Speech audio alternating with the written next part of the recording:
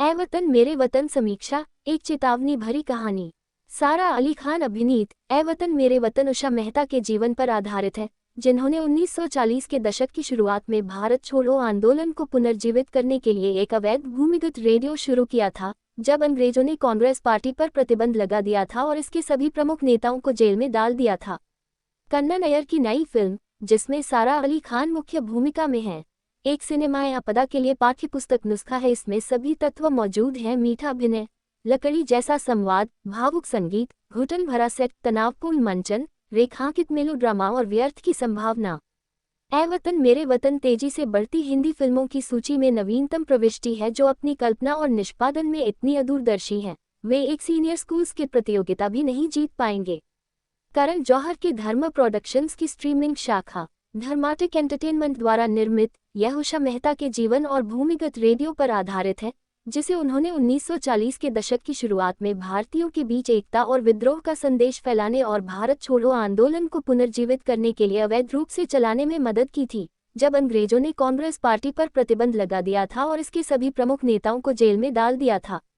ए वतन मेरे वतन में बहुत सी गलतियां हैं, लेकिन उनमें से सबसे बड़ी है खान की मुख्य भूमिका में गलत कास्टिंग।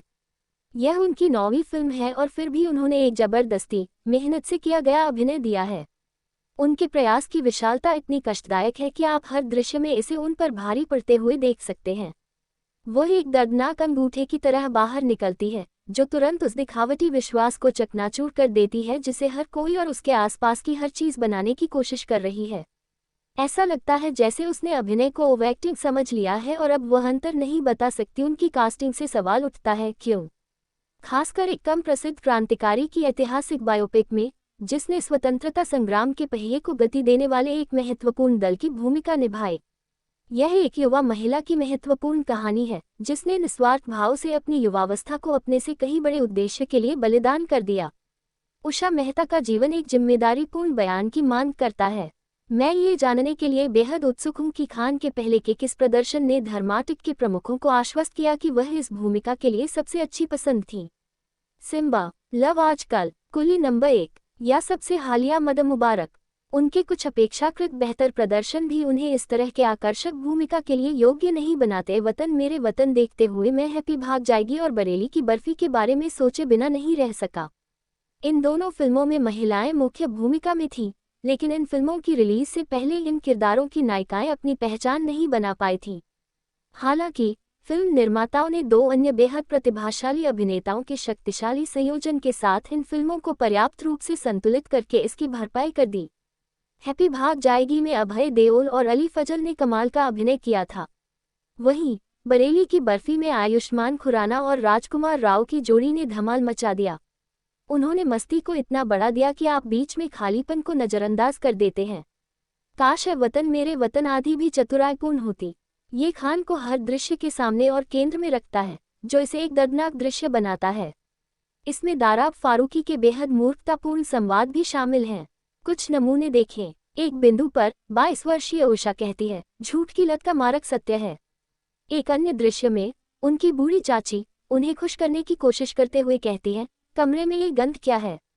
ओह, यह आपकी निराशा की गंध है। एक और आखिरी, मैं वादा करता हूँ।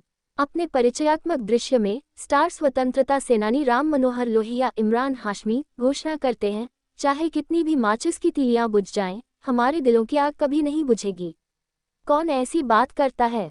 ए वतन मेरे वतन ने जो खूबसूरती से किया है, वह कई दिलचस्प संभावनाओं को बर्बाद कर देता है, जैसे कि गांधीवादी उषा और उसके साम्राज्य समर्थक पिता के बीच के संघर्ष की खोज करना, जैसे कि युवाओं के विद्रोह की जांच करना, या ये कि क्या युवा ही विद्रोह है।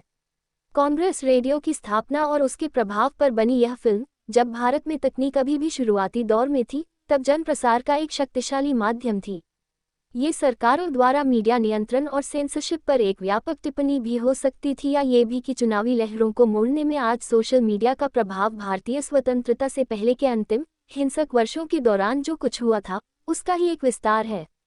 लेकिन पूर्ण रक्त वाले पात्रों को गढ़ने के बजाय अय्यर उन्हें बातचीत के नाम पर खुफिया जानकारी उगलने वाले मुखपत्र के रूप में उपयोग करते हैं। हर कोई, चाहे वह उषा हो, उसके साथी क्रांतिकारी दोस्त कौशिक अभय वर्मा, और फहद स्पर्श श्रीवास्तव या राम मनोहर लोहिया दयनीय रूप से एकआयामी है। हमें उनके बारे में कभी भी कुछ नहीं बताया जाता, सिवाय भारत को स्वतंत्र देखने की उनकी सर्वव्यापी आग के। कौशिक को छोड़कर पोस्टकार्ड की तरह सुंदर, वह उषा से बहुत प्यार करता है। हम हाशमी को ग्रे किरदार में इतनी स्वादिष्ट दुष्टता के साथ देखने के आदी हो चुके हैं कि लोहिया के रूप में उनका सीधा सादा किरदार, हालांकि वे फिल्म में कुछ जान डालते हैं, दिलचस्प नहीं है। इस बीच किरण राव की हालिया फिल्म लापता लेडी से ब्रेकआउट अभिनेता श्रीवास्तव भी अपंग आजाद के रूप में कमाल के हैं, लेकिन वे एक ऐसी स्क्रिप्ट के साथ केवल इतना ही कर सकते हैं जिसे बचाया नहीं जा सकता। ऐ वतन मेरे वतन अजीबोगरीब दृश्यों से भरा है। दो दृश्य सबसे अलग हैं। एक में महात्मा गांधी अपने शिष्यों से ब्रह्मचर्य का व्रत लेने के लिए कहते हैं। उषा स्वेच्छा से आगे आने वाली पहली महिला हैं। दूसरे दृश्य में फहाद और उषा इस बात पर लड़ते हैं कि अंतिम प्रसारण कौन करेगा, यह अच्छी तरह से जानते हुए कि एक यातनापूर्ण मौत निश्चित है। जिस तरह से वे निर्णय पर पहुंचते हैं वह हास्यास्पद है। मैं बहुत अधिक खुलासा नहीं करना चाहता और इसे आपके लिए खराब नहीं करना चाहता। अगर आप फिल्म देखना चाहते हैं तो क्या होगा? ये प्राइम वीडियो पर स्ट्रीमिंग के लिए उपलब्ध है।